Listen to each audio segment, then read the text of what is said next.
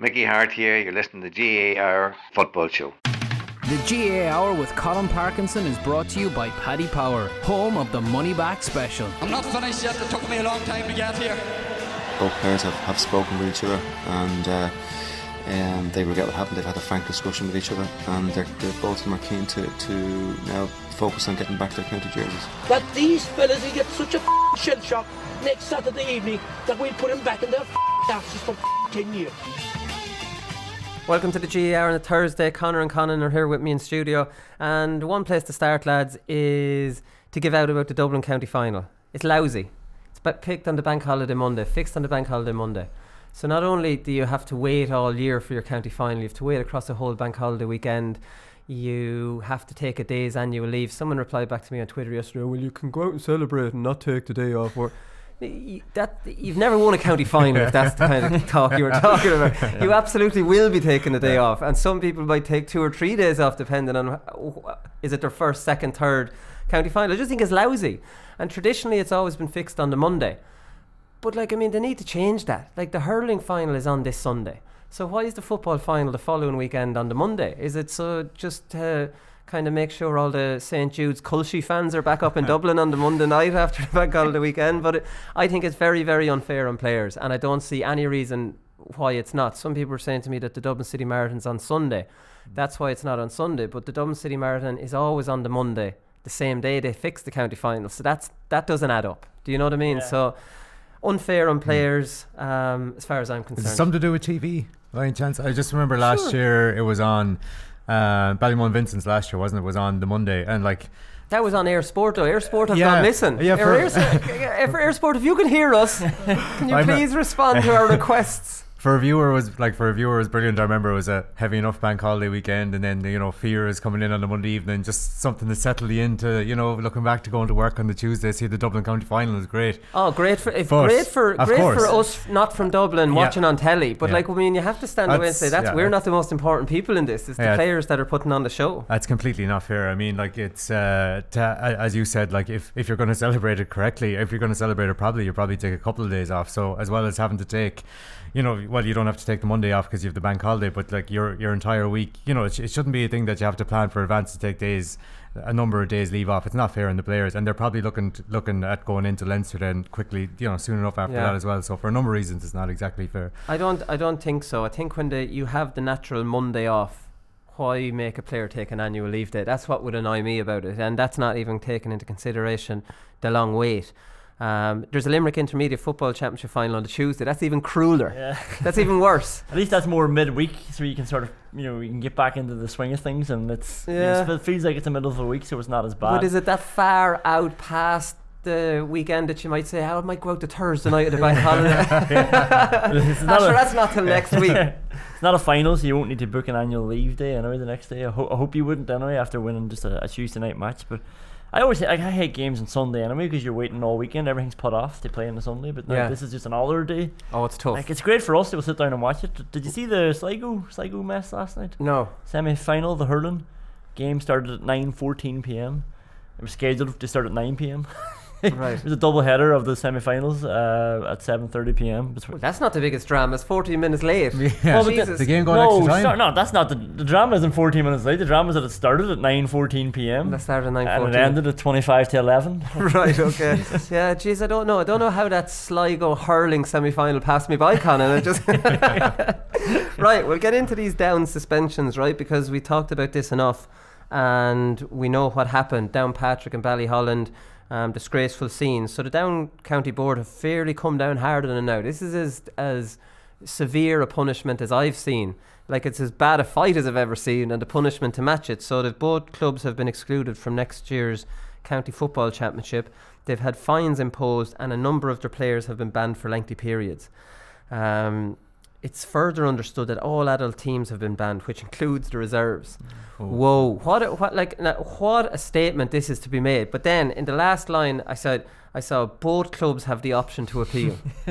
Sure, we don't know. This sends out a great message. This is fine. Neither club is going to accept that in the current climate. They're going to say absolutely not. What can we get off this?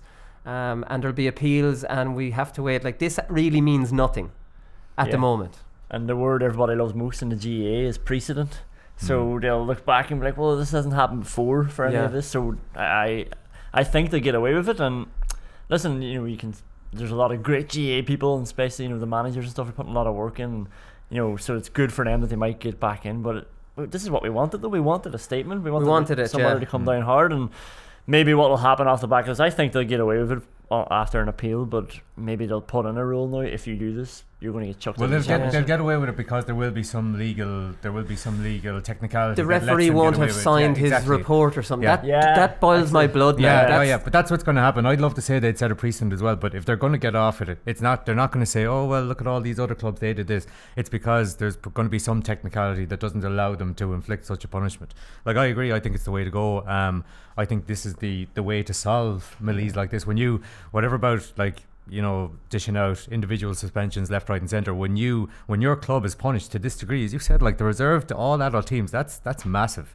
So when you serve out a punishment to this degree, that makes individuals think, and it makes the club think about the message they put out there. Absolutely. Do you know what I mean? So as I said, I think it's the way to go, but unfortunately that last line is crucial. It can be and will be appealed, and I don't expect it to stand. Yeah, I think you definitely think twice if this was the punishments that were being handed out. Like, I mean, you see a fella getting into a row, you might go, look, I'll leave them at it, a bit like we were suggesting here, like the ice hockey, just let them fight. No point in anybody getting into it. And like, I mean, absolutely, all my career report leash, we never got into free-for-alls like that, because if two fellas started like that, number one of our lads would go down and try and get him sent off, and number two, another fella will come in and completely try to separate him. No one would ever come in and throw another box. That's the problem. Like, that's obviously what inflames the whole thing when the third fella comes in, and there is rules there for the third fella to get sent off. But I suppose when they all leave the field like that one, I hope they accept it. I hope they're banned from the championship next year. I really do, both teams, because it's deserved. The leash suspension, we talked about this as well. So Cameras hurler Daryl Dooley,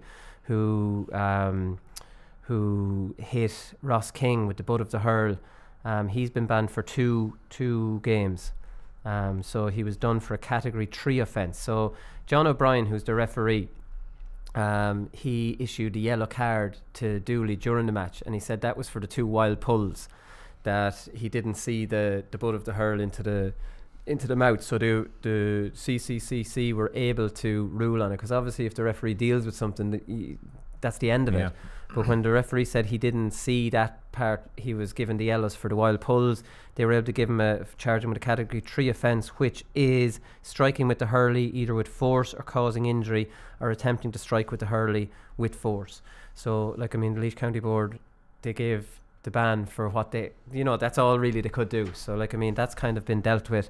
Now, I would have liked to seen a ban or two handed out for the video or the pictures that were doing the rounds on social media and on WhatsApp. Like, I mean, I thought that brought the game into disrepute. I would like to have seen the Laois County Board come down hard on those players, but I'm not sure if there's a really rule in the rule book. I think we maybe try to modernise those rules a little bit and have some social media, WhatsApp kind of maybe rules in there. But anyways, phone was hacked. You would have thought they would have brought that in after Ballyragged last year, but who was it? Joel? It was Jolie Lescott, wasn't it, who put a picture of his really fancy card and said did he say it happened in his pocket or something? He did. Ever since then though, like, I'm a Villa fan, so I hated Julian Lescott when he did that, but ever since, there's sometimes I'd be going to tweet something and it's just your last picture on your phone. It's like, how the hell have I gotten here? Really? If someone sends me a message, it wakes my screen. I know I can change it, but I just haven't.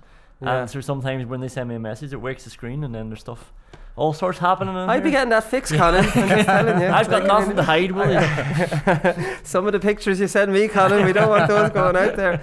Right, so the April for clubs, we mentioned this on Monday's show, right? And I didn't really have the facts and the figures, but I knew that an awful lot of counties have gone late on theirs. So this is a piece from the Irish Examiner, and it says 15 county football championships are running later than they did in 2017, right? That's 15 running later now.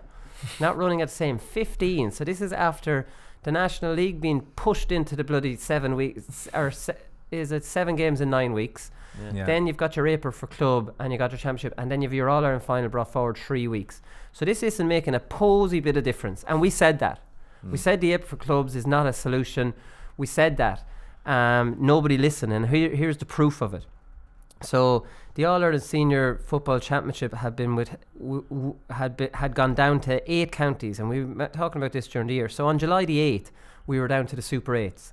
So counties have had since July the 8th to run off their championships, and out of all the teams that were out, so there's 8 left, so you do your maths there fairly quickly, there's 34 teams in the so 26 teams. Out of those 26 teams, only Meath, Sligo, Waterford, Westmeath and Wexford will have their championships finished earlier than was the case last year.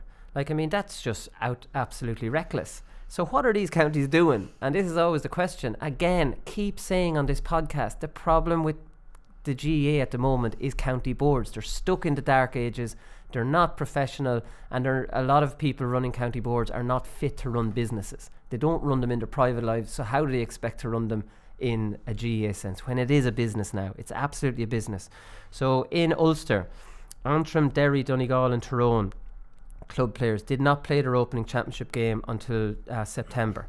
So, like, I mean, they're saying we're starting in September. I don't know why Antrim or Derry will say we're starting in September. Laois start at the start of August, and that's not being disrespectful to the county team, but they're pretty sure that they're not going to be in at the start of August. That's Super 8 time, and if they are in the Super 8s, you know, I think club footballers will understand, look, it's going to be put back a little. So what are Antrim, Derry doing? Donegal and Tyrone, you say fair enough, because at least they're giving their club players a starting date, and there's a good chance they'll be in the Super 8s, and it gives you a week or two after it.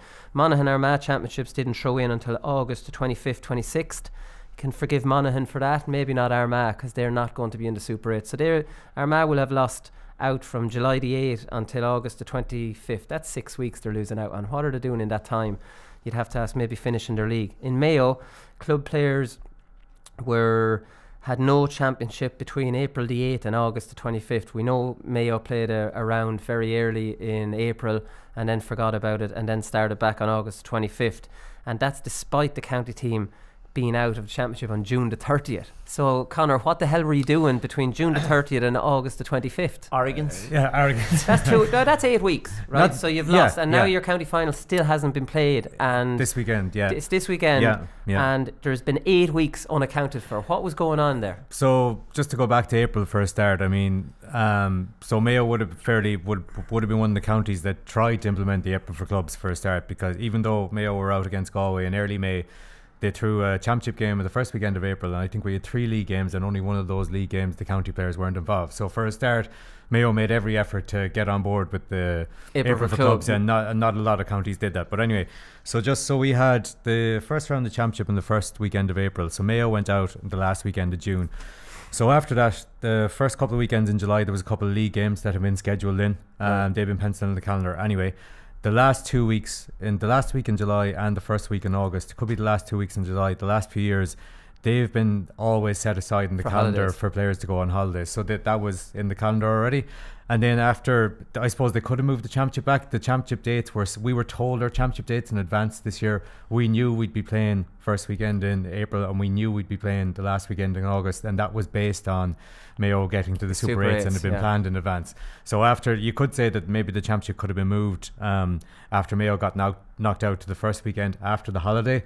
But then we had a couple of league games then, and then to be fair, the championship has run off fairly smoothly since then. And this year, why it might be the same weekend as last year is that last year there was a championship game every single weekend, and because of that, when there was a replay, there was a lot of replays on Wednesdays, whereas Castlebar and Ballintober last weekend, for example, were able to play their replay on Saturday because there was 2 weeks between the semi-final and the final, and that was based on previous years where teams have had to play replays on Wednesdays. So that's Mayo's situation. In Mayo's defence, they would have thought they were in the Super 8s, and players would have made plans based on the dates they were given at the start of the year. And I suppose if they did change them, Conan, would be everyone be up in arms saying, well, this is a disgrace, you're sticking to the dates you gave us. So Conor has won me back over on Mayo. Is this one more of a provincial issue though? Like, you know, you can see why like Derry and Mayo and everybody would hold off playing their championship to time it to go into their provinces. That's a thing as well. You know, you don't want to finish it in 8 weeks to go until the provincial championship. That's a huge issue as well, Conan, because there's no point in running yours off and having it done the 1st of September and then having your county champions having to wait till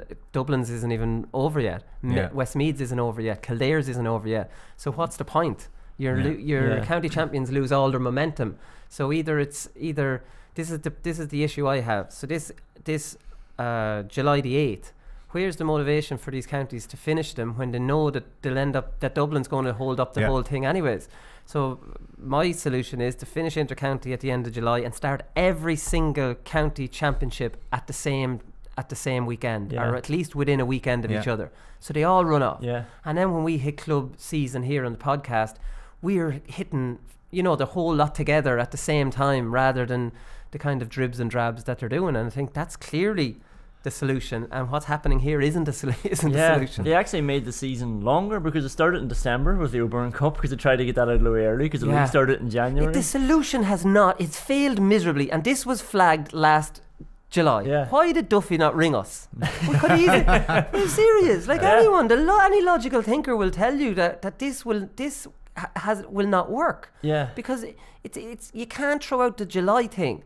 You have to work off the end date, which is Dublin and Tyrone, and everybody else is going to be stuck by when they finish theirs.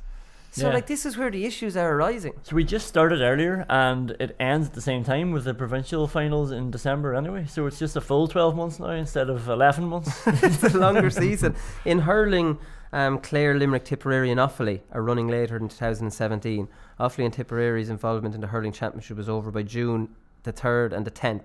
Again, like, I mean, it's easy give out about this, and you know, what's their motivation again? Because Offaly and Tipperary county champions are going to have to play who in Leinster, or Galway, for example, Tipperary are going to have to play the Limerick champions at some stage, and they're only a county semi-final stage. So it's not an easy fix. It's not easy just to complain, even though I started out giving out about it, about the July the 8th, when that's actually not the reality of it, right? Yeah, it gets further complicated as well when you take into dual counties and football championships, and with hurling championships and stuff. You hear ridiculous stories of, I think Tipperary is particularly bad. They often have, did they play a game on Stephen's Day or close enough around the Christmas there? Tipperary is a basket case, you know, so some sort of kind of centralised thing that you're talking about, where every championship starts at the same time, sounds like the best solution. But and isn't it the Waterford one always? The Waterford one's gas. They run after hurling really fast so that they can hit the Munster hurling championship deadline, and the football goes over that they're like,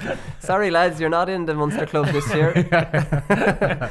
Right, Stephen Rochford, Conor, what the hell's going on here? Like, I mean, nobody seems to know the exact truth to this.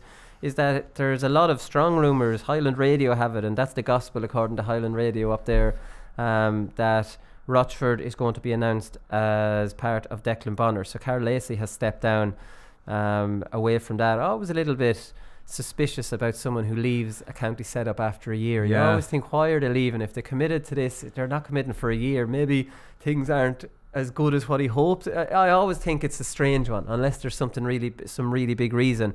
But Rochford could go in there. Now, Rochford wouldn't have been the coach. Rochford would have had coaches with Mayo, would he? Or would he have done coaching? He would have had coaches with Mayo. He would have done coaching himself as well? Yeah, he would have coached before. I mean, he was involved in various Mayo underage setups before he got involved with Carfin. And so he enjoys the coaching side. And with Carfin, he obviously would have coached to a large degree as well as being the manager. So he has that in him. But I'm just surprised that he went from being a manager for 3 years and then back into a coaching. If it is true, and by all accounts, maybe he's a little bit like Davy Fitz, stung by the way he had to leave, and is a little bit, I'll show them, and just wants to get back in. You know, that kind of way. It looks. Donegal is a bloody attractive job for anybody to coach. No, it definitely is. I was just surprised by a couple of things. I was surprised because he was linked with the Roscommon job, and he said he kind of dismissed interest in that fairly quickly. So I took that to read as, well, Stephen Rochford has had 3 years in with Mayo. It's been fairly intensive. He's going to step away for a while. He did signal the fact that he'd be interested in coming back on board again, but I didn't expect it to be this quickly, and I didn't expect it to be in a coaching role. And plus, the Donegal thing, just purely from a logistical point of view. How far are we talking? Well, I'm pretty sure Stephen Rochford is based in Ballinrobe, which would be in the south of Mayo, and depending on where Donegal are training, it'd be 2 hours be close on 2 hours from where I am to Letterkenny. And that's like fairly south of Donegal. Right. So if they're training up north, it'd be a fairly long trek. It would be, they would train a little further south in Letterkenny. Okay, that might suit them. But young family, fairly decent job as well from what I heard. So just a full-time job, not something. Job, So I just surprised about that from a logistical point of view. But as you said, it's an attractive. It definitely is an attractive role. And just on Declan Bonner, the last couple of years seems to be trying to move Donegal away from their traditional hand passing style, and Stephen Rochford, as you would have you would have seen with Mayo, but definitely with Cara Finn, is very much of the kind of like a kicking philosophy and kicking. I would love to see, as an outsider, as a neutral, I'd love to see Stephen Rochford coaching Donegal. Yeah, because they have serious potential on a kick passing game with some of the footballers they have and long range point kickers, and then the two men Murphy and McBrearty inside. It would be fantastic as long as Rochford doesn't play Michael Murphy full back. Like, I mean, depending on Mark Aiden O'Shea. Wouldn't that be a classic? Right. I've seen it works. This worked once, lads. Darren O'Sullivan retired. So during the week, so like, I mean, they're dropping like flies there, all the kind of All-Ireland winners, really. And he's top class player, top class kind of forward running onto the ball, really versatile forward, could play literally anywhere in the forwards. Probably it's hard to know whether he was better playing centre half forward, bursting onto the play, unbelievable man to score goals, or whether in the full forward line bursting out, because like, I mean, the speed of him was just unbelievable. But he's one of a very small select few that have come out of minor and played for the seniors the following year, which, like, I mean, that's hard to do in any county, never mind Kerry, in or around that era. So he captained him 2009. When you think of Darren O'Sullivan, you never really think All-Ireland winning captain, do you? Well, maybe is that just me? I don't really, I don't know. I just don't put him as the. Would he have been captain of the divisional side that year that he was captain? Kerry still have that. But he was on the team in 2009. He was corner forward on it, and he was on it in 2008 as well. Like, I mean, a lightning fast player. Like, I mean, he could still continue on playing, but I think maybe he might think that the kind of wheel is turning a little bit towards these young lads, and when that kind of happens, even if you're playing really well as an old fella, you might not be getting the start. I'm just wondering about the timing, because Peter Keane is confirmed in the job, so all the Donncha Walsh and Kieran Donaghy would have kind of went before. They would have said, like, you know, I'm not going to give Peter Keane the option to have this chat. What are you trying to say here, Conor? I'm just wondering, like, did Peter Keane and Darren O'Sullivan have a chat about next year, and he realised that he's not going to be involved as much as he wanted, and then he decided to step away? He's 32. I think he's still plenty left in the tank. Still plenty. Well, I was thinking maybe Darren O'Sullivan goes, Peter Keane, oh, for God's sake. It's like that story you told with Leash, where the manager's giving his first talk, and it's like, if you don't want to be here, you can leave now. And Darren O'Sullivan's chair just slides back.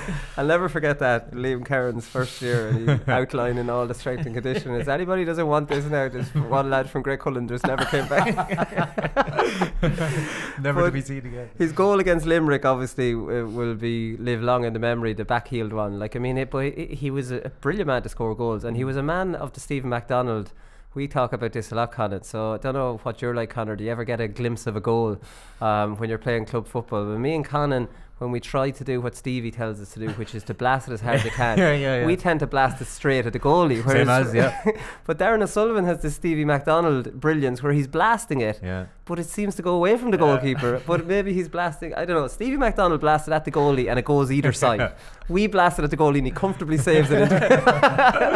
I was back home a couple of weeks ago and I was chatting to our best player back there, and I was like, going through this again. I was like, I keep blasting it and it's not working. And he sort of looked at me when you're blasting it, and I was like, Stephen MacDonald told me to blast it. And he said, would you not just pick a spot and blast it there? And I was like, oh, that makes more sense. So you mean blast it into the corner? Stevie MacDonald specifically said to blast it at the goalie, and it'll come off your boot either side. And like, I mean, he's better than he realises, probably. I think so. Anyways, but listen, another bit of news down in Kerry is that Mark O'Connor got a rap on the wrist. Remember I said to you Monday morning, Conan, where's Mark O'Connor on that Dingle team? And he wasn't on it.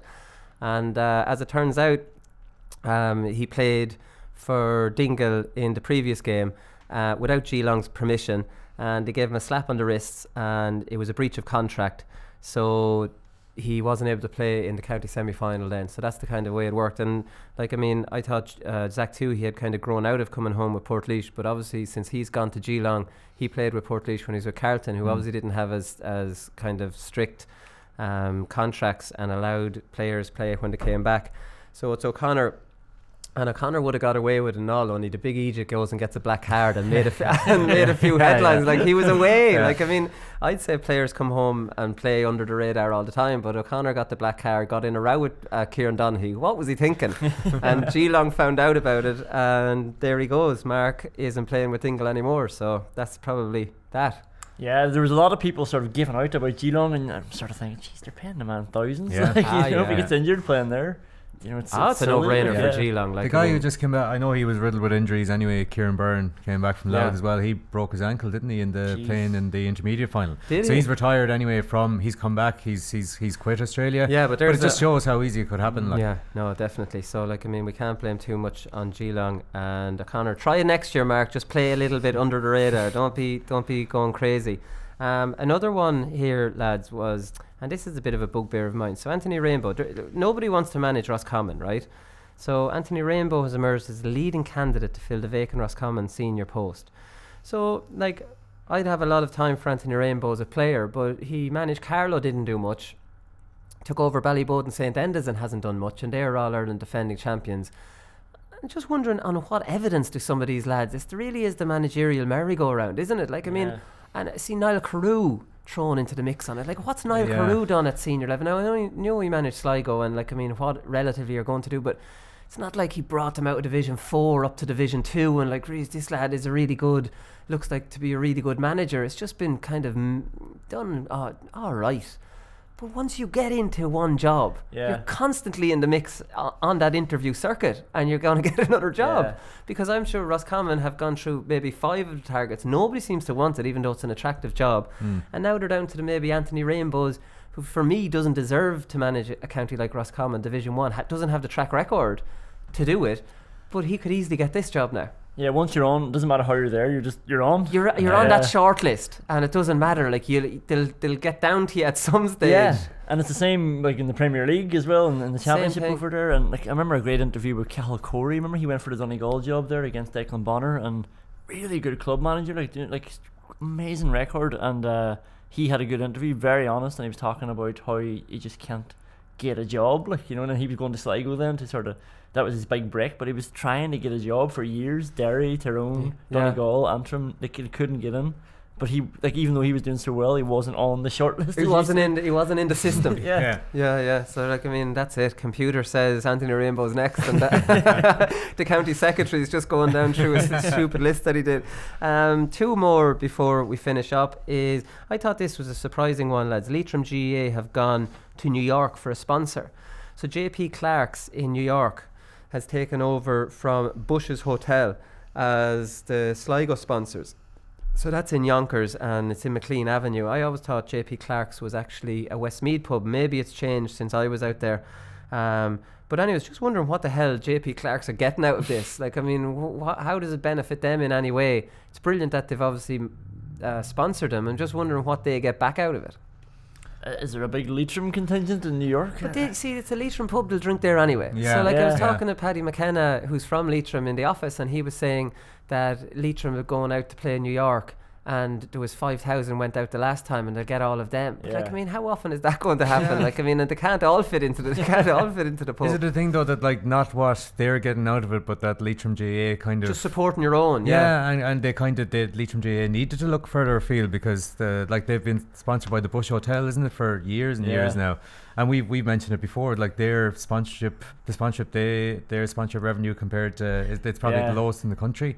So that, you know, the reality is they don't have the likes of AIG and Vodafone kind of banging on their door. But I saw the statement, and I thought there was I think it's Seamus Clark. He's the owner of the bar. He said something really nice. That I suppose the bard of Ballycarry put it best when he wrote, "The savage loves his native shore, though rude the soil and chill the air." Oh, so beautiful. It's really, well, really nice. There you are. That wraps it up. Read between the lines. We're getting nothing out of this, lads.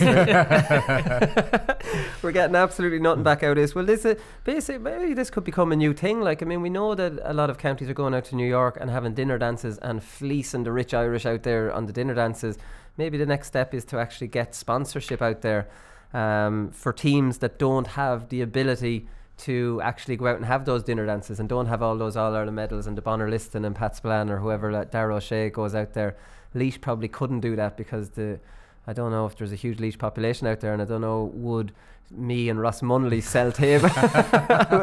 would we sell €100 tables? Or I think they're $5,000 tables maybe at these things. Like, you'd be absolutely. I want Beano McDonald for that. Beano, Hughie Emerson might sell them. Joe Higgins, Tom Kelly. There's Kelly. a few. We might sell a few of them anyways. You might not get into this. No, I'm grand. I'm going. I'll do MC. They're going to need an MC. David Clifford has to get a shoulder surgery, lads, which will rule him out of the league next year. Just read that there this morning. So not only is this fella knocking in 2-4 in his first year at senior football, dominating for Kerry, now dominating for his club, he's doing it all with a shoulder injury. So like, I mean, it's scary what level this lad's going to get to. And finally, Dunshaughlin. Lads, this really impressed me. So like, I mean, you see a lot of county boards, you see a lot of clubs, and they're struggling financially and they can't think of innovative ways to raise money and have fundraisers. Dunshaughlin JOE.ie are having a revised rules tournament. So they're putting the foot back in football. So they're going with a lot of the new rules that are coming in, and they've thrown in a couple of their own. So players can pick the ball directly off the ground. That's in the ladies' game. Ball shall travel past the 45-metre line for a kick out. Sideline balls must travel forward. Maximum of 3 consecutive hand passes. Once the team in possession crosses halfway, they cannot pass it back. That's their own. The first one is their own as well. A player may mark the ball This is the inside. offensive mark. Is this Only it's closer. You can kick it from 15 metres instead of 25. all right? Offensive mark. So this is the woolly one, number 6, and then 13 aside, which is their own one as well. So entry fee is €100 per team. So it's a tournament, and the prize a €500 voucher. So this. All profits from this day goes to the Sean Cox Support Fund, which is a really, really good gesture from Dunshaughlin JOE, because we know that he's Dunboyne official, not even Dunshaughlin. So brilliant idea. I actually would like to go to this just purely to see how all these games are going to go. I don't like the picking off the ground rule. Don't like it. Unnecessary.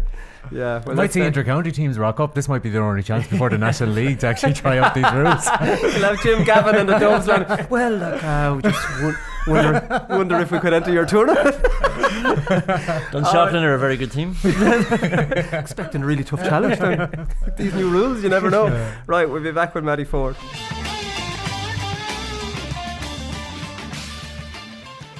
Alright, Killenarin plays Shalmaliers in the replay of the county final on Saturday. And Amanda scored 1-6 in the drawn game. Matty Forde, Wexford legend Matty Forde, who's now 39 and is scoring 1-6, 1-4 from play. Matty, how does a 39-year-old do this? With a lot of help from your teammates, I suppose. Only is the best answer. No, look, it was a really good open game of football.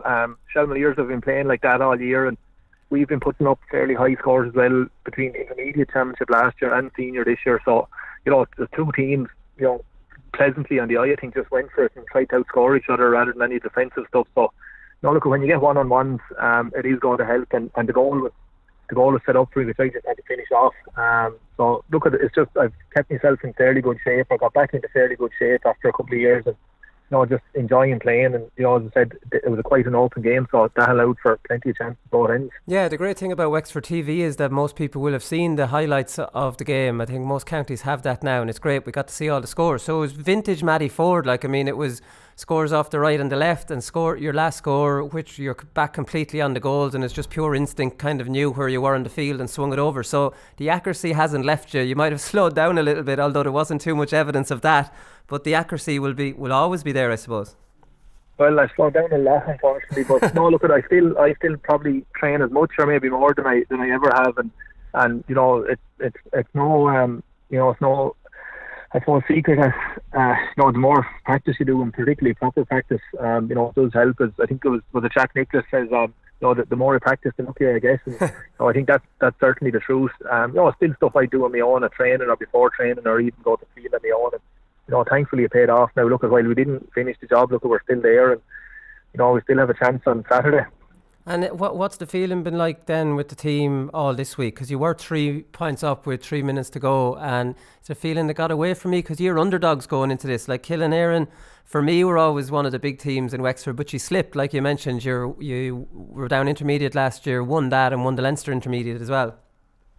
Yeah, we were relegated in 2014. Look, we weren't really going anywhere fast at that stage, and that put us back a couple of years, and we had a couple of bad years then in intermediate. Got back up last year, and won Leinster, beaten in our semi-final. So the confidence of that brought us back through. But we kind of traditionally over the last 20, the Saturday or Sunday, last Sunday was the 25th anniversary of kind of the recoming of Pioneer, when we won intermediate in 92 and then won the senior in 93. So we've had a really good record in senior since then. So we're kind of back up and looking to compete again. And we were underdogs going into it, definitely. But I don't know. Look, in a drawn game like that, there's probably 100 things that you could point at, say if this had happened or that had happened differently. We were 3 points up with 10 minutes to go, but I think if it had went on a couple of minutes longer, we possibly could have lost it. Some of our lads, I think 10 of our starting 15 were playing their 12th weekend in a row between hurling and football. Right. So that was tough on them, and I think that's where we kind of caught up on it a little bit at the end. So what changed around then? Obviously, was it you getting back after your back injury in 2014? You got relegated, then had some bad years. What turned around that you were able to jump back last year and win the intermediate and the Leinster intermediate, and now back in a county final? No, look, I have been playing all along. Probably not really that well or anything, but I've been playing all along. Just I said we were relegated and things were going bad at the time in Kyle and we've amalgamated with a very, very small club beside us. There was 2 of their players started in our team on Sunday, and it's not 6 or 7, which some of the clubs around the county might like you to believe, but Pat Forde, my brother who played with Wexford, came in and took the team over last year, and a couple of other people giving them a hand out, and we got going and start getting a bit of momentum, and that's a strange thing in any sport. When you get it, it's very hard to stop it. It's just followed through into this year. We don't play very complicated football. Lads work very hard for each other, and we tried to play. And one of the things we said when we started training the lads last year was we wanted to try and make sure that they enjoyed it, and I think that's still coming through at the moment. I think that we've only lost 1 game of the last 30, so hopefully we can stretch it out to 31 on Saturday. Yeah, maybe. Well, you were saying it was a really open game, but sure, after scoring the 1-4 now, you could have somebody plonked in front of you for the replay. Yeah, very possibly, but if it does, that frees up somebody somewhere else for us, and you change tack then. We can't just keep playing the one way the whole time where we kick the ball an awful lot. You have to be able to carry a bit as well. But look, I don't think that last Sunday's game will have much of a bearing. It could be a completely different game this Sunday. You could have Wexford Park is noted for its wind and stuff like that. It could be very windy down there, which really turns into a game of 2 halves. We just don't know, but whatever comes Saturday, we'll try and adapt to it. Yeah. So how's your back now? We all know the story. I'm not going to go into it. You weren't able to sleep at night, maybe sleep in 20 minutes. You have to get up in the middle of the night and walk around, and that gave you relief. And you've had operations on it, and it's just been horrific. Are you over that now? Are you still playing through the pain barrier? No, thankfully in the last about probably 18 months, I've got a huge amount of relief. So it's not. It is causing kind of a few other problems, and to be honest, I think most of them are due to probably being 39 and probably the length of time after playing with other injuries. But look, it's nothing I haven't been able to manage. I haven't missed a game in the last couple of years through injury. So look, it's as good now as it has been, and I think that's probably one of the big reasons that I'm still playing, and even more so even still enjoying playing. Yeah, how did you fix it then? What was it? Was it just rest in the end? You were overdoing it? You never gave it a chance to get right, or how did you get it back right?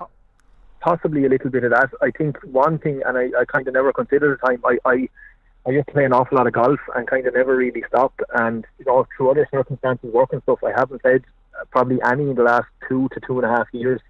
And it's kind of only in the last while it's sank home with me that since I've stopped playing, it's definitely been a huge factor in it. Right. So I look at I still do an awful lot of core work and stuff like that to try and improve it. But I think it's probably a combination of things that have helped it come back to something near normality for me. Right, that's interesting, because if you gave up the golf then when you were 31, we might have got a few more years out of you with Wexford. I don't know about that. It was pretty bad that time when I did retire. I was in an awful lot of pain. The morning after training or matches, anything like that, it really was a struggle to get out of bed. It definitely wouldn't have done any harm, but I think it's just over time it has healed better, and I've looked after it better and worked on it. But I'd say definitely not golfing on it is definitely not doing it any harm anyway. Right, that's an interesting one. So you went into management then when you finished playing. You were in as a selector and a coach under David Power. You enjoyed a bit of coaching, because I suppose Wexford are the one county, from what I've seen, that didn't really fall into the real defensive systems. I often talk on the podcast here of Stephen O'Neill, a brilliant forward like yourself, coaching Tyrone, and I'm wondering how can he coach them when they've only leave one forward up there? So at least you might have had a bit of an influence to maybe play more of an attacking brand, or maybe that kind of style of football was difficult to be successful during that period of time. Yeah, I was. David had asked me to come in, and initially it was at maybe a session a week or something like that. But these are the kind of things, and he's the kind of fella that gets you involved very quick. I ended up obviously just being full time and kind of looking after the forwards. But there's so many things going on at an inter-county training session now between physical training and stuff like that. It's very hard getting enough time with lads. But I think we've always tried to play football in Wexford as it should be played. With attacking and trying to outscore things. Look, maybe stupidly on occasions. But like we're as I said, Wexford aren't going to win All Irelands every year, and it's about having the lads there and trying to get them to enjoy playing. And I think lads enjoy playing attacking football. I seen them, a year or two after we were finished. I think it would have been 2 years ago in a league final against Westmeath, where we had maybe 2 or 3 of our full forward line playing as sweepers in the half back line, and they look to me, they looked like they just did not want to be there. And I think Westmeath the same day gave the Wexford an awful beat, and I think we scored about maybe 8 or 10 points. So you're not going to win a match scoring 8 or 10. You might lose it scoring 15 or 16, but at least you're having a go. And that was kind of our philosophy on playing. Yeah, no, in fairness, and that was kind of philosophy of all teams back when we were kind of playing. But it moved away from that. So Adrian Flynn tweeted out, I don't know, was this a dig at David Power or what part of the management? He tweeted, if we had anyone over us and decent training, we'd be in a Leinster final. This was after you lost in the Leinster Championship. I'm just wondering, you would have played with Adrian, so I presume that wasn't aimed at your coaching methods. Jeez, to be honest, I don't know. It may well have been. I don't. The honest answer is I don't know. Adrian and I'd be good friends with him. Adrian has is fond of Twitter, shall we say, and a lot of times maybe tweeted 1 or 2 things that possibly shouldn't have, and I think that same tweet could have been deleted, I'm not sure. Right. But, and I think it could have been sent in the early hours of some morning as well. So, it's like lads with mobile phones and text messages. They're always a good idea at the time, but with the benefit of hindsight, maybe they're not the best either. Okay, fair enough. Come here. So where's Wexford football at now then? Because obviously you're a very strong team in around the time when I was playing. You got to Leinster finals, All Ireland semi-final. It seems to me from looking on the outside, it's on the slide for a while, and I saw your comments about the way the minor footballers were treated, and that's not good enough.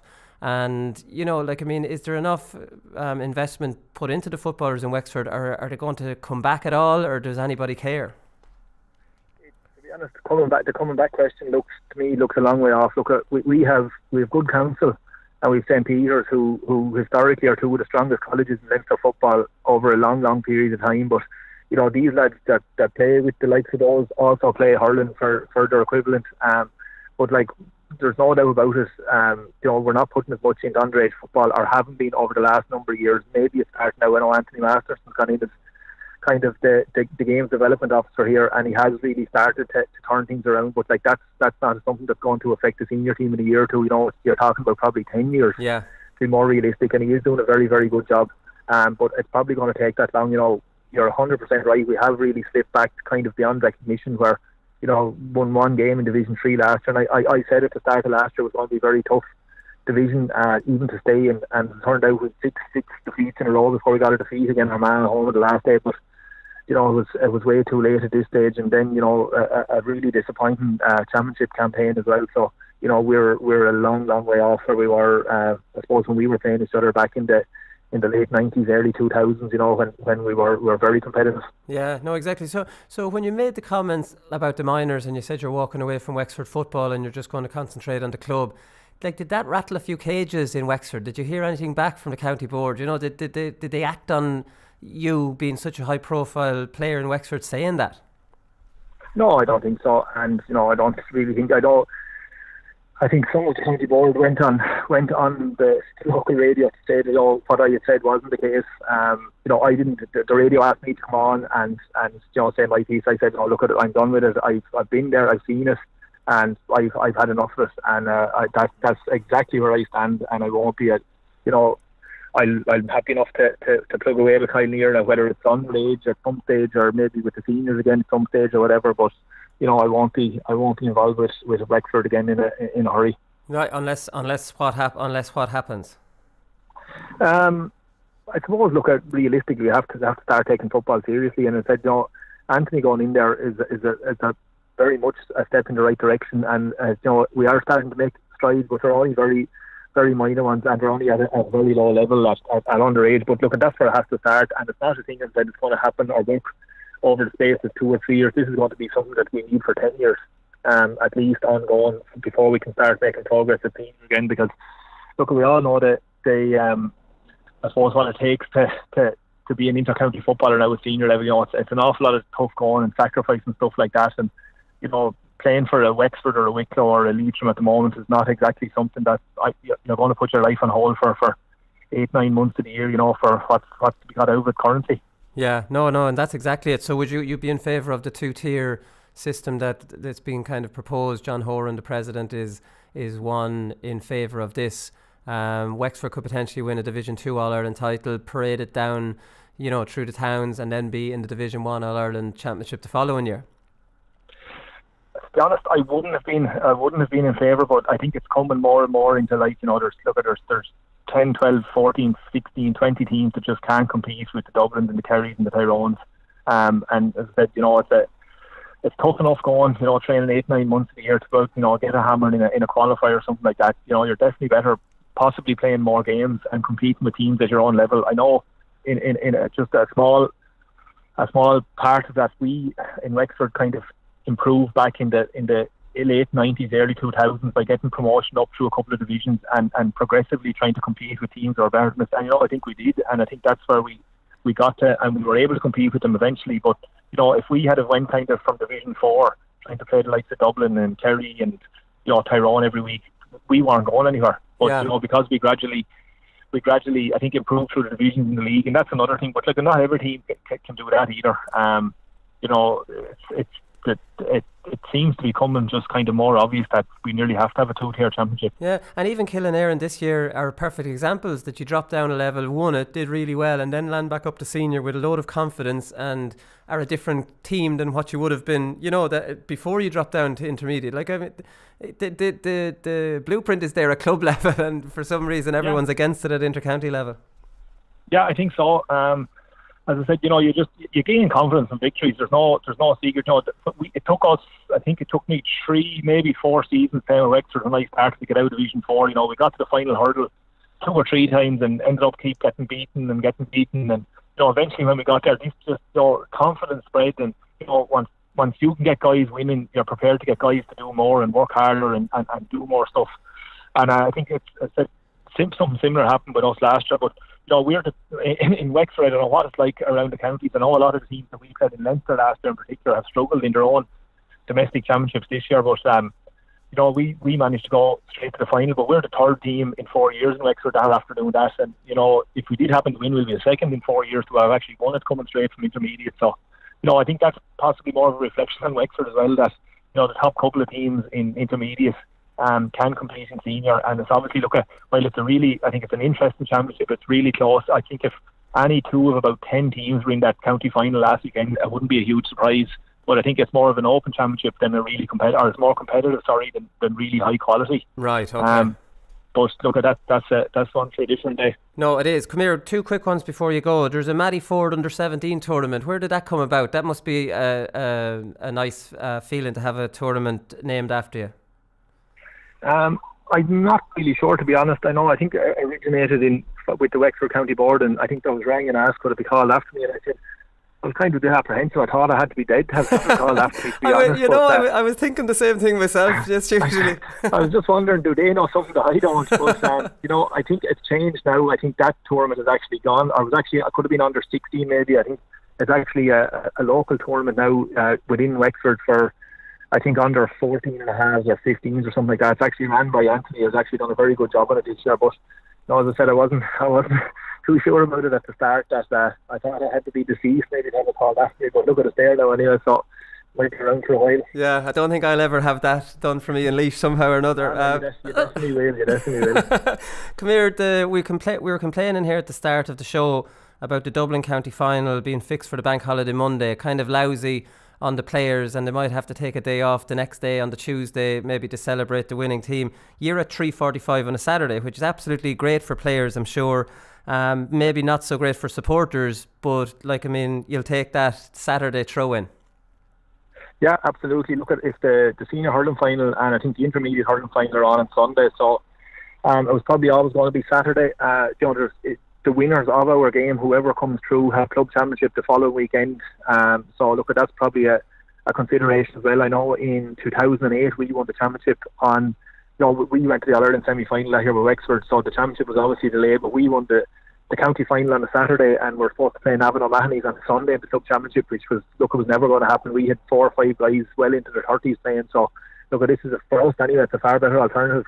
I don't think it's a thing that we'll play it Saturday because it might suit the players a bit better. It's kind of a case of having to, but I wouldn't fancy playing a county final for a senior football county final on a bank holiday Monday. Not only is, as you said, the days after and stuff like that, having to take days off work, but it's just waiting around all weekend for it as well, after kind of waiting all season, and it's not very player friendly, shall we say. No, definitely not. Come here, Matty, I've taken up enough of your time. Thanks very much for taking the call. Not at all. I heard something on off the ball the other evening with yourself that I hit you there at some stage back in the early 2000s, and the worst part of all, I'm devastated, I can't actually remember it. You can't remember it? I can't remember it, and I'm sure there's loads of people probably listening to you every day of the week say that, Jesus, I'd love to have got a slap at him, but I think I actually did, and I can't remember it, so I'm devastated. I think it was at the end of a match in 2005 or 6, I can't remember. It was at the very end of a game. We beat ye one year and then ye beat us the following year. Maybe it was 2006 and 2007 or 7 and 8. I can't really remember. It was at the end of the game anyway. Look, if you can't remember, and it wasn't on off the ball, I don't work on off the ball anymore, it was on this pipe. Sorry, apologies.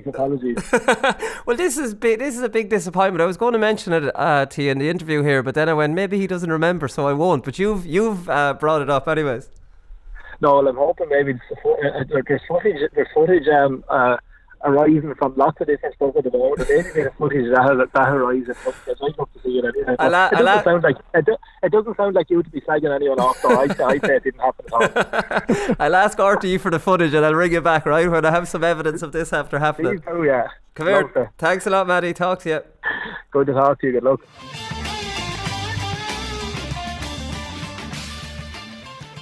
Alright, county final time, lads, and we'll start with Mayo, Conor, because that's on Saturday. We've got a Saturday night. We're complaining about Dublin being on the Monday night, so Saturday night in McHale Park at 8 o'clock. Bit of a late one for county final. So Ballintubber 10 to 11, Briefy 6 to 5. Oh, that was the other way around. So I think, Ballintubber are favourites 10 to 11, but this is almost even money game. I would have thought Briefy would have been bigger outsiders.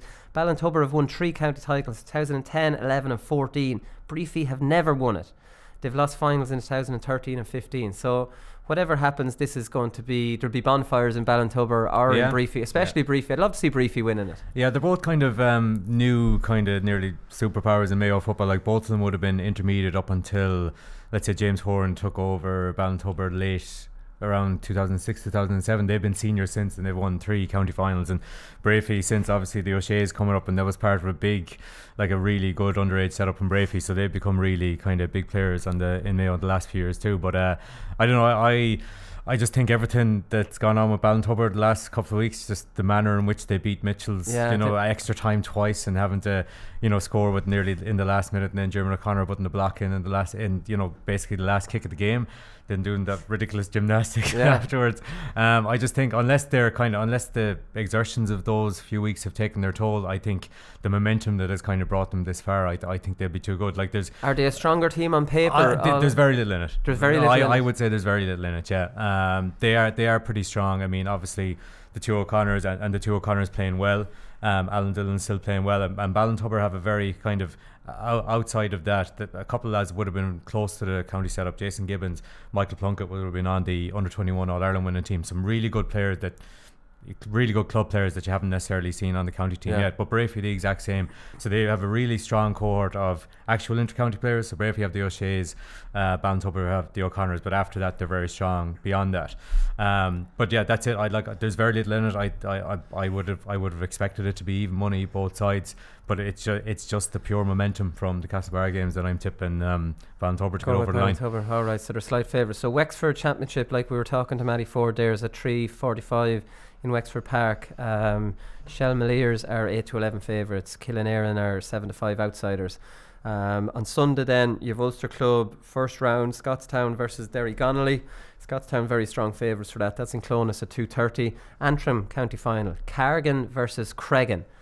Never heard of Cregan. Carrigan are 1-2 favourites. Cregan 2-1 outsiders. Carrigan last won it in 2016. John Brennan. Is that John Brennan's? That's John. Well, he's not under anymore, them yeah. when they won it. Cregan last won it in 1954. Haven't been to a final since 1977. Go on to Cregan, come on. This is a local derby. Is it? Right. Oh, geez, they're running into each other like on West Antrim, just on the Derry border. Like that's a massive game. It's just because they're just so close to each other, and obviously St. Gall's are the most dominant in Antrim. Yeah. You see the last kick of the game for Cargan to go through to the final. Everybody on the line, free kick. Oh, is that game? Yeah. Into the roof of the net. You know, that's how they got through. It's how they beat St. Gall's and got into the final. Oh, very good. So it's more open than if Galls got in anyways, right? Yeah, that's it. Like Carrigan, Cregan. I'd say everyone in Carrigan are shitting themselves a little bit just because it's Cregan, and if you're going to lose a final, you don't want to lose it to Cregan. Oh, brilliant. We'll definitely keep our eye out for that one then on Sunday evening. So that's at 3:30. Then the Armagh Championship final, Ballymacnab versus Crossmaglen. That's in at the Athletic Grounds at 4 p.m. Ballymacnab are 7-2 outsiders. Crossmaglen are 2-7. Ballymacnab last in the final in 2011. They lost 2-22 to 3 points. Who did they play? Crossmaglen. So, yeah, Crossmaglen, very strong favourites there. Cavan Senior Football Championship final, Castlerahan versus Crosserlough. That's in Kingspan Breffni Park at 3:30. Once bitten, twice shy, lads. You have to get these pronunciations right. So Castlerahan are 4-9 favourites. Crosserlough are 12-5 outsiders. Crosserlough last won it in 1972. So this is a huge weight for them. But Castlerahan have never won it, and they've lost the last 3 finals in a row by a point in 2015 after a replay in 2016, and then we're beaten by more. So whoever wins this, lads, we're going to be delighted for them. That's the way it is. I don't know who to cheer for. Maybe Crosserlough, who've never won it. So regardless, I keep saying this, and this is just without having the time to go into each county final. There's huge stories in all these matches, lads. These are clubs never win in a county final. Remember when Ayr Sport did the county final last year, and they were out with Dean Rock before it, and they made a big production out of even an hour before the game, the build up and all. Maybe I'm living in Cloud Cuckoo Land, but I think way more could be made out of this. This is like Crosserlough town could be shut down here. Yeah. Get up there and interview a few of the locals and build it up. Then suddenly everybody's talking about it. I mean, it has to be more can be done around all this. This is a way of life in Ireland, and it's just hidden away. It is, not to sound cheesy, but it is. This is Ireland. Everybody can relate to this as well. So even if you're not from Crosserlough, you'll take some sort of pride watching it. Yeah, it's a way of life. And good job it's not on a Monday night. I hope this final isn't on a Monday night. The lads book it the week off. These are all Saturdays. So the Derry Senior Football Championship final is in Celtic Park at 3:30, and it's Coleraine 1-2 favourites versus Lavey outsiders 2-1. Coleraine won it once in their history, and that was in 2010. They lost the 2015 final. Lavey last won it in 1993. No doubt Brennan was over that one as well. He was. I was even making a joke about this. So Sean Leo McGoldrick, I see him and James Keelt have retired today. Sean Leo McGoldrick for the second time. He retired a couple of years ago. They're obviously all the Lavey boys.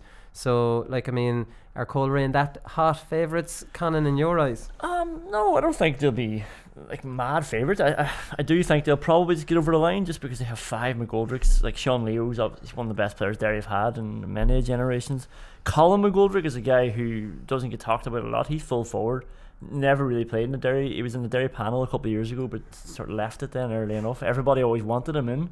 He is the most evasive player I've ever seen. You can't get a hand on him. So powerful, so accurate. He's unreal. Coleraine won the Kilmacud Sevens last year. It sort of shows the talent of that sort of spine that they have. They beat Kilmacud in the final. It's actually gas those. Did you ever play those Kilmacud Sevens? Yeah. The Ulster teams, they're lethal. They actually properly train for this, and they know. We went up with 1 year with Portlaoise, and we had it was as good a team as you're going to get. Everyone was intercounty. Everyone was seniorly intercounty for Laois at that time, and it was around the time when Laois were winning Leinsters. This was as good a team on paper, and we were killed. We weren't using our subs. It's like basketball. The minute you get tired, you have to run off and someone else run. We just kept the first starting 7. We just weren't. And there's all tactics around it. We just went up there. I think we were hammered in our first game. I think we ended up beating Enniskillen in a game who looked to me they had a really good team on paper with the Brewsters and all, but they didn't look to be too slick at the old sevens. But it was a team down from Cork or something that were just knew how to play it. They destroyed us. Absolutely destroyed us. It's a whole game within itself. We were playing this year, we were getting hammered by Corofin, I remember, and then you're talking about Ulster teams. There was at the side in the next pitch, Belfast team playing a Tyrone team, and a mass brawl started. Like, I swear to God, before the mass brawls all started in the last couple of months. That is very, very out of character now. And you're just watching going, how is this happening in a sevens match? Like, you know, everyone's knackered to start off with anyway. But anyway, Lavi have a really good team as well, really sharp. Like, they've got Niall Turner, who's one of Derry's sharpest corner forwards. He's there. Anthony McGurk's lethal half forward. Colin Murphy's his old sort of baldy small lad, but you know, just knows exactly what he's doing. Just a real gem of a player. And Keenan O'Boyle's obviously been one of Derry's best full forwards for the last few years. So, like, they've got a really good team as well. I remember tipping them to beat Stockneil in 2015 after Stockneil got to the All-Ireland final. They did, and Stockneil came back and won the championship anyway. But like, it won't be as bad as the bookies are suggesting. Yeah, anyway. 1-2 Paddy Power has it there. When Paddy Power doesn't often get these one wrong. You wonder actually when Paddy Power get the inter-county ones, like how they get the information. Like, there's a lot of phone calls being made, and who did they ring in the county that they can trust to get these odds? Because you often find if you're ever going to catch a bookie out, you'll catch them in the early stages of the Dublin Championship, maybe. You know, you'll get some odds that don't seem right. But in fairness, like as usual, Paddy Power doesn't usually get it too wrong. The Donegal Senior Football Championship final is Guidor versus Naomh Conaill of Glenties. That's in McCool Park. Ballybuffet. It's in Ballybuffet. But I had trouble with that with Stevie MacDonald. We just went Ballybuffet. Okay. That's at 4 o'clock. Guidor, according to Paddy Power, 4-7 favourites, 9-5 outsiders. Naomh Conaill. So, like, I mean, Naomh Conaill beat Guidor in the semi-final last year. Guidor threw away a 6-point lead. So the Guidor are coming in this year 4-7 favourites. Naomh Conaill have been pretty strong in the last 10 years. They've won it 3 times. And Glenties are more of a powerhouse of Donegal football. They've 14 titles, the very same as Union's. If they win it tomorrow, they go out on their own with 15 titles. They last won it in 2006, so they're back kind of into the big time, trying to win it again. Eamon McGee and Kevin Cassidy playing the forwards, lads. So I was looking at this, I think it was in the Donegal Democrat. Eamon McGee was saying, we identified that we needed good decision makers up there. Me and Kevin aren't going to score 5 or 6 points a game or bang in 1-5. It's about getting ball winners and getting the ball to the right people. We're not blessed with a Michael Murphy or a Paddy McBrearty. We're top heavy with defenders, so I'm happy to spend my last few years up there. So without having seen Guidor, I was thinking Eamon McGee was playing wing forward but going back as a sweeper or whatever. He looks to be playing as an orthodox forward. Full forward, is he? He's wing, and Kevin Cassidy's full. Kevin Cassidy got a goal in the semi-final. But like, I mean, this is an interesting one, just ball winners, because the two of them are brilliant football brains. And then you've got the likes of Odra McNeilich in midfield, you've Keane Mulligan, Michael Carroll, who are in and out on the Donegal panel.